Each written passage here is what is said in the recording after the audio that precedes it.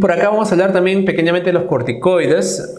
Los corticoides, de luego, son medicamentos que podemos darlo de manera sistémica o manera inhalatoria, ¿no? Acá estamos hablando mayormente de inhalatoria, pero los mecanismos de acción y efectos que están descritos aquí valen para ambos lados, ¿no? A nivel, miren que los corticosteroides en realidad tienen bastantes blancos en realidad, y casi todos los blancos son células del sistema inmune, como ven a la izquierda, ¿no?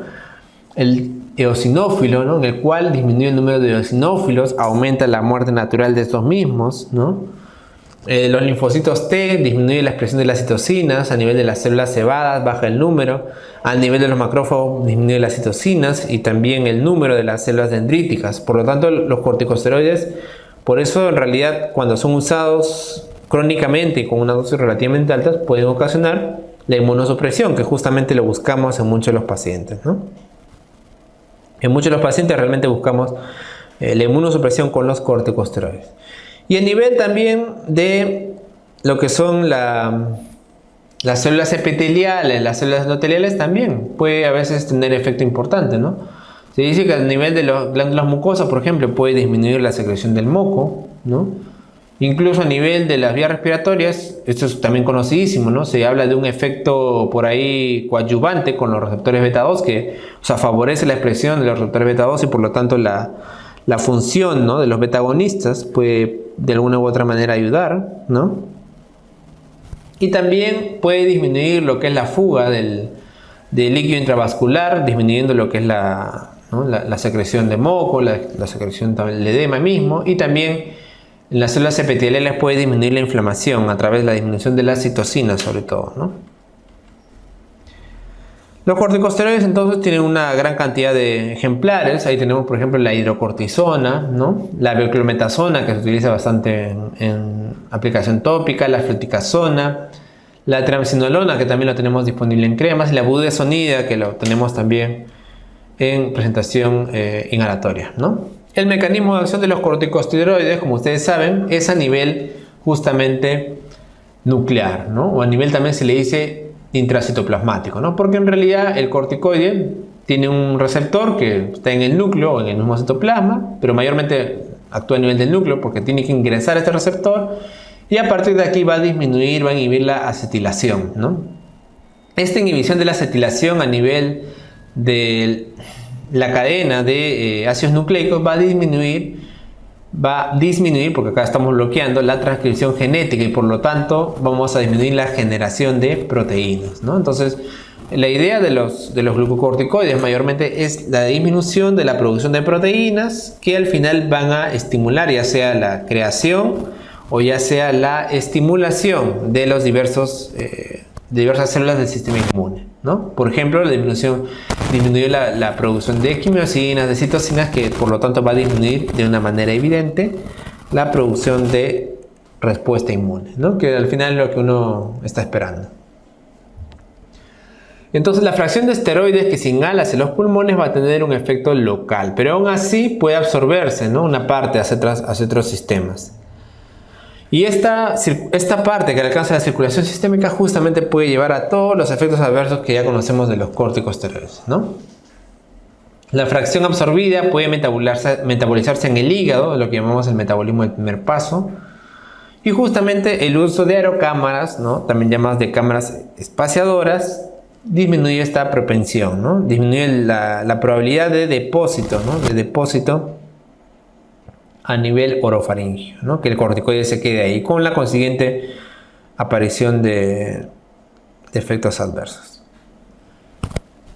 Por ejemplo, el dipropionato de beclometasona y la ciclesonida se dice que son profármacos. Los de acá son profármacos que liberan el corticosteroide activo después del desdoblamiento de su grupo éster en los pulmones.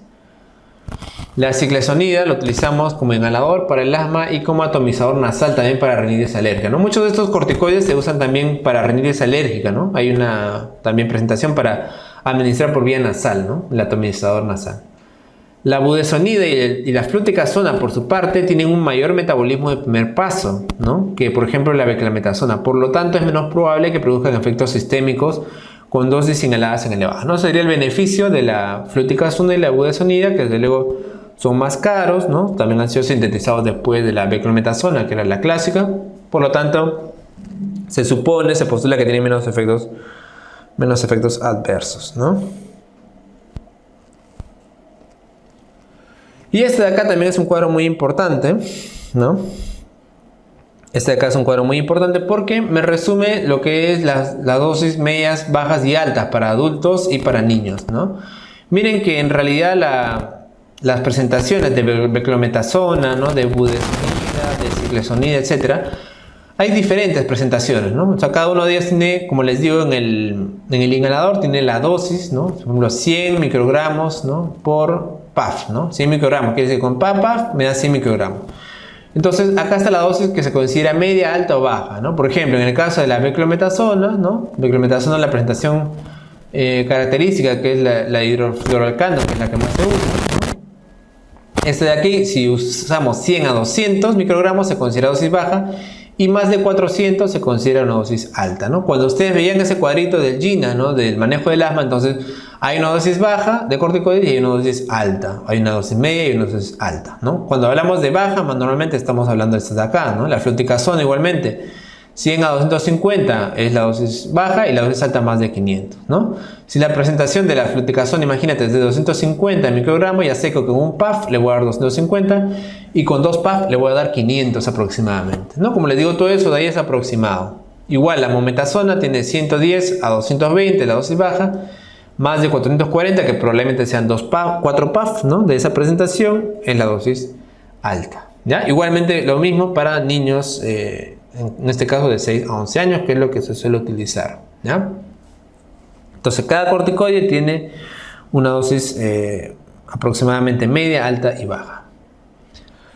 Y asimismo también la potencia de cada uno de los corticoides se puede comparar entre ellos, ¿no? Entonces es un cuadro bastante interesante, ¿no? Donde vemos lo que son los efectos, sobre todo antiinflamatorios, ¿no? Los efectos antiinflamatorios, ¿no? Que mayormente nos referimos a lo que es el efecto por la vía genómica, ¿no? La vía genómica es la vía más lenta, la que se demora más. Acuérdate que los corticoides, justamente por el tipo de receptor que tiene, su efecto no es inmediato, ¿no? Más bien demoran a veces días o semanas para tener un efecto realmente verdadero, ¿ya? Realmente completo. Y asimismo también acá tenemos la actividad mineralocorticoide, ¿ya? A pesar de hablar que estamos hablando de glucocorticoides, hay algunos, sobre todo la hidrocortisona, mira acá, ¿no? El cortisol o la hidrocortisona, que tienen también una actividad mineralocorticoide. Acuérdate que la actividad mineralocorticoide es la que depende en verdad de la aldosterona, ¿no? La aldosterona en realidad que es otra parte, ¿no? De la glándula suprarrenal, tiene la actividad mineralocorticoide, mientras que los corticoides mantienen la función glucocorticoide, obviamente, ¿ya? Entonces, ha venido en los exámenes de pregunta cuál de los corticoides tiene mayor actividad mineralocorticoide o cuál lo uso para aumentar la presión, ¿no? Más la hidrocortisona, ahí está, ¿ya? La hidrocortisona. Ahora, su equivalencia, como ustedes pueden ver, también hay una potencia que es esa de aquí, ¿no? La dexametasona tiene una potencia aproximada de 20, mientras que, por ejemplo, la prednisona tiene una potencia aproximada de 4 y la hidrocortisona de 1, ¿no? La hidrocortisona de 1. Vamos a poner algunos ejemplos, vamos a ver, ¿ya? Por ejemplo, si nosotros damos, a ver, prednisona. Si nosotros damos 60 miligramos de prednisona, ¿no?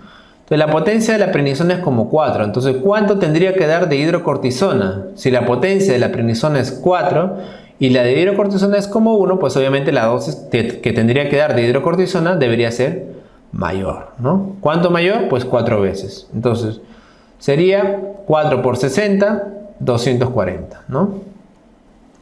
240 miligramos. ¿No? La hidrocortisona pues viene justamente de 200 miligramos, ¿no? Entonces más o menos 240 miligramos sería una dosis que puede llevar a más o menos similar, ¿no? Y en el caso de la dexametasona, doctor, mira, acuérdate que la dexametasona tiene una potencia de 20. Entonces si 4 es la potencia de la prednisona y de la dexametasona es de 20, pues tengo que dar menos dosis de dexametasona. Menos dosis. ¿Cuánto menos dosis? La quinta parte, ¿no? Porque la proporción es de 5. Entonces, en vez de darle 60 miligramos de prednisona, ¿cuánto de dexametasona le voy a dar? La quinta parte, 12.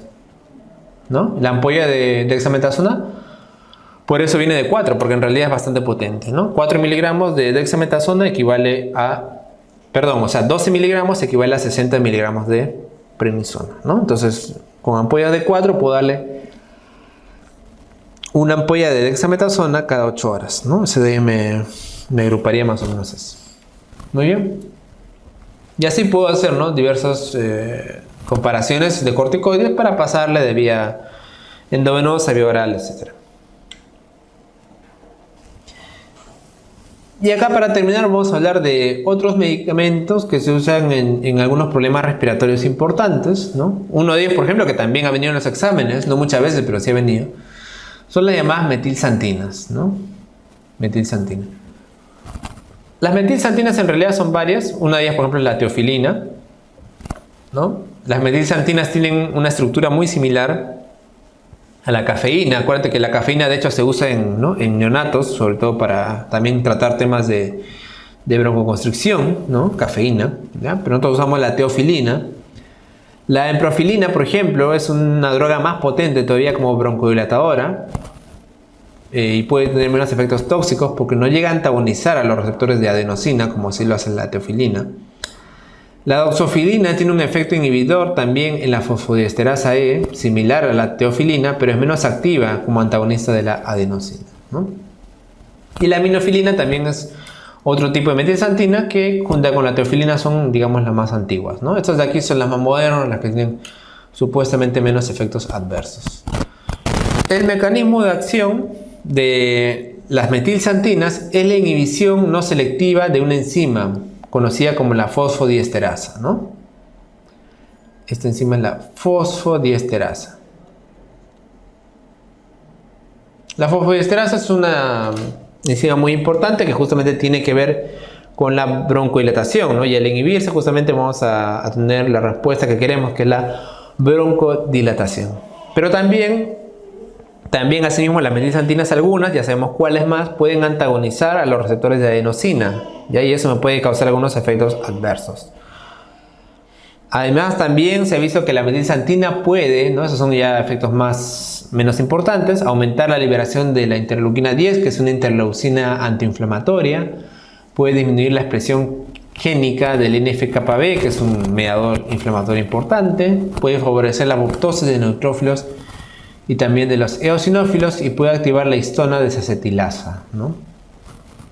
También se ha visto que puede incrementar las catecolaminas circulantes, inhibir la entrada de calcio hacia las células inflamatorias, etc. Todo de ahí va a conllevar mayormente a la broncodilatación y por ahí un poquito la disminución de la inflamación también, ¿no? Por eso se postula que tendría otros efectos aparte de la misma broncodilatación, ¿no? Entonces, los efectos ya muy conocidos, como les digo, fundamentalmente la broncodilatación. Y también se postula que puede tener efecto a nivel inflamatorio, ¿no? Disminución del número de las células como los eosinófilos, también a nivel de los linfocitos, disminuir la expresión de estos, de los mediadores, de los mastocitos y de las citocinas de los macrófagos, ¿no? El problema con la teofilina y la aminofilina justamente son los efectos adversos, ¿no? Por eso su administración en realidad bastante estrecho. Se utiliza de 6 miligramos por kilo por vía intravenosa cada 20 a 30 minutos y se puede dar una dosis de mantenimiento, ¿no? Infusión de 0.5 miligramos por kilo por hora. También existe presentación en tabletas de la teofilina, ¿no?, sobre todo de liberación intermedia. Y bueno, por ahí hay problemas que pueden generar amplias fluctuaciones. Los de liberación sostenida, que se absorben a una tasa constante y sí proporcionan concentraciones plasmáticas de equilibrio más o menos en 12 a 24 horas, ¿no? Entonces se utiliza, sobre todo lo usamos en casos súper extremos, súper difíciles, en lo cual el paciente asmático no tenga otra posibilidad, ¿no?, tenga reacciones adversas a los clásicos, ¿no?, en todo caso que no controle, ¿no? Ahí se puede utilizar eso, ¿no? Y otro problema de la teofilina es que tiene mucha interacción con otros medicamentos, ¿no? Por ejemplo, hay unos medicamentos que pueden incrementar la eliminación de esta, ¿no?, haciendo que pueda ser menos efectiva, ¿no? Sobre todo los medicamentos que tienen inducción enzimática, por ejemplo la rifampicina, ¿no?, los que ya conocemos, barbitúrico, etc. El tabaquismo mismo, ¿no? En un régimen alimentario, dieta alta en proteínas, ¿no?, puede aumentar la eliminación, etc. y disminuyen la eliminación, sobre todo los inhibidores del citocromo, ¿no? Cimetidina, eritromicina, ciprofloxacina, etc. Pacientes que tengan insuficiencia cardíaca, hepatopatía, también son otro tipo de factores que pueden disminuir la eliminación y por lo tanto aumentar ahí sí, ¿no?, los efectos adversos, ¿ya?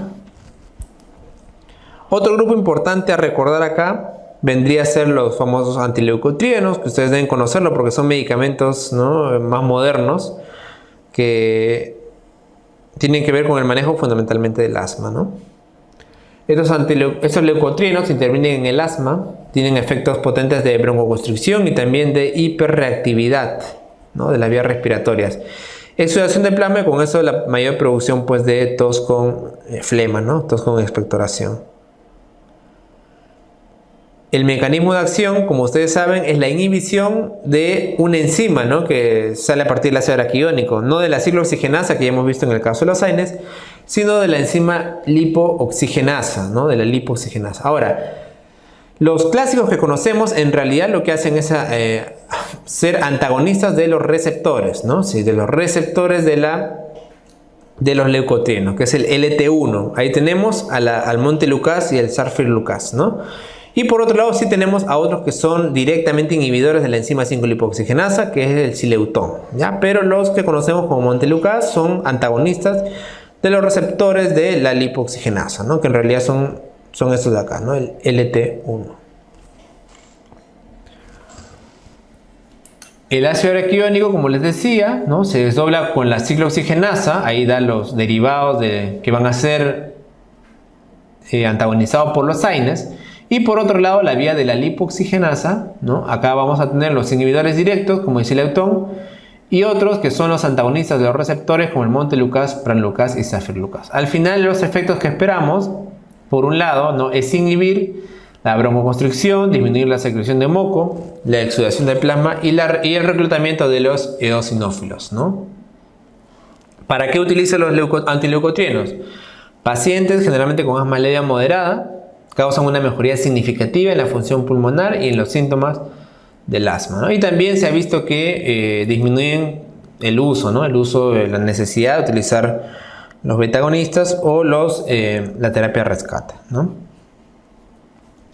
Posee un efecto broncodilatador, mejora la función pulmonar y sí es cierto que son menos eficaces que los corticoides, pero en el tratamiento del asma leve, ¿ya? Ahí sí se han visto que son menos eficaces. Desde luego que todavía faltan muchos estudios más por ver qué tan efectivo y sobre todo amplio va a ser el uso.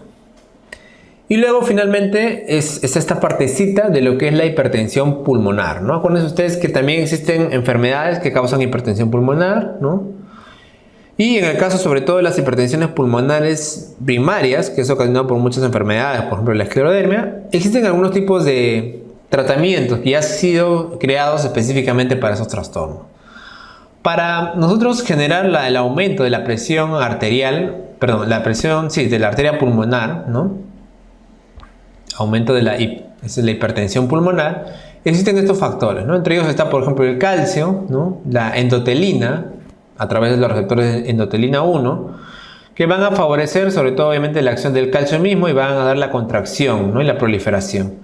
Mientras que existen otros factores que son dilatadores, que son relajantes de este músculo liso, ¿no?, y por lo tanto van a generar vasodilatación.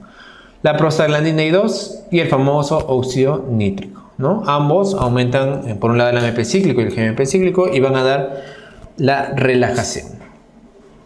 Las alteraciones que encontramos en la hipertensión pulmonar entonces pueden ser que hay un incremento de la señalización del calcio a través, ¿no?, de favorecer la acción de la endotelina del calcio y una disminución de la prostaglandina y el óxido nítrico. Entonces los tratamientos justamente van a ir en ese sentido, ¿no? Por un lado, los fármacos que contamos para tratar este tipo de hipertensión pulmonar tenemos el uso de análogos de prostaglandina, ahora vamos a ver algunos, ¿no?, el óxido nítrico y los inhibidores de la fosfodiesterasa 5. Estos ya son inhibidores selectivos, no como la teofilina, son selectivos de la fosfodiesterasa 5 que van a evitar la transformación de GMP ciclo a 5-GMP, ¿no? Van a aumentar el potencial de vasodilatación. Y por otro lado tenemos medicamentos que pueden ser antagonistas Por un lado los conductos de calcio y por otro lado de la endotelina, antagonistas de endotelina. ¿Ya? De esta manera tratamos la hipertensión pulmonar, ¿no? Entonces, en estos fármacos hablamos de los inhibidores de la fosfodiesterasa 5 específicos, ¿no? El NO, que es el óxido nítrico, activa el guaniletilato ciclasa soluble para incrementar el GMP cíclico, que al final se va a hidrolizar, o sea, se va a deteriorar por la acción de la fosfodiesterasa 5. Entonces, lo que vamos a hacer entonces, ¿no? En este caso es inhibir a la fosfodiesterasa 5 para para evitar que el GMP cíclico se desnaturalice. Y para eso tenemos estos medicamentos, ¿no? Uno de ellos es el sildenafilo, ¿no? El sildenafilo es un inhibidor selectivo de la fosfodiesterasa 5, ¿no? Dosis de 20 miligramos, vilapasivine de 20 miligramos.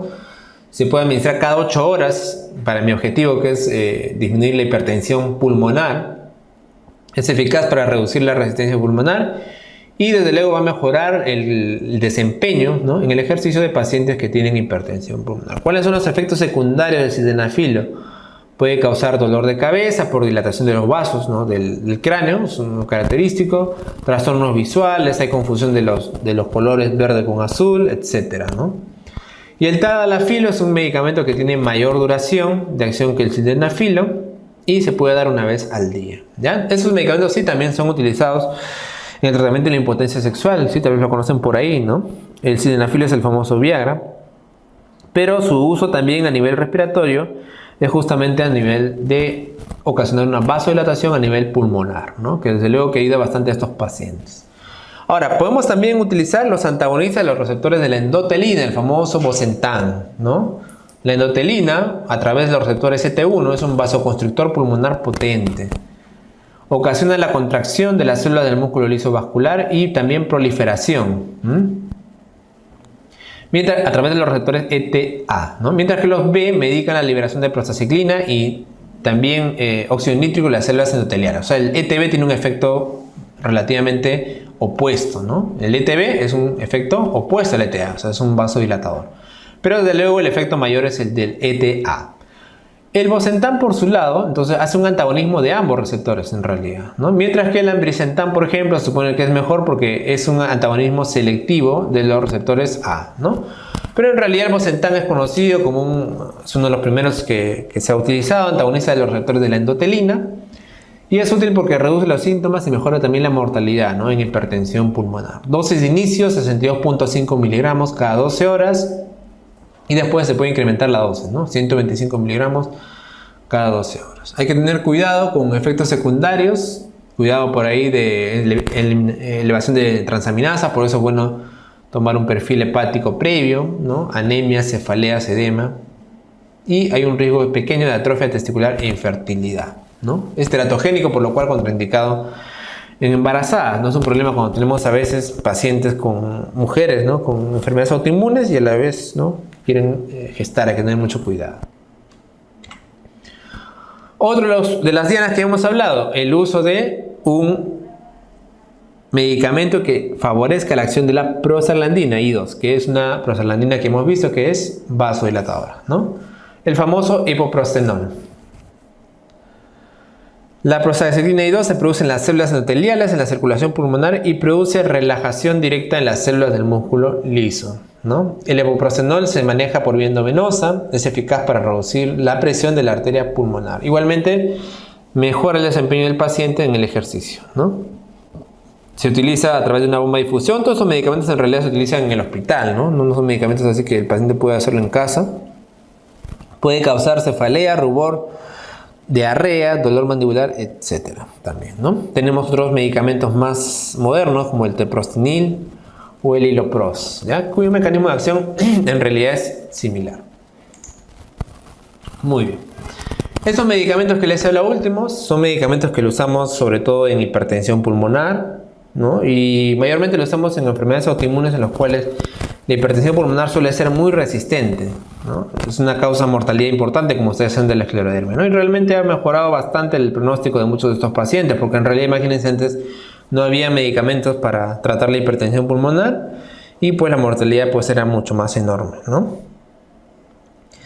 Hemos revisado entonces lo más importante de esta última parte de farmacología. Quiero que por ahí, sobre todo, repasen y revisen bien lo que es la parte del sistema nervioso autonómico y la parte de toxicología también, que mayormente las preguntas ahí son reconocer casos clínicos, ¿no? O sea, el caso clínico reconoce el síndrome y a lo mucho te preguntan qué tratamiento da. No sé si por ahí tienen preguntas, a ver, para algunas dudas que haya quedado, no sé, una pregunta.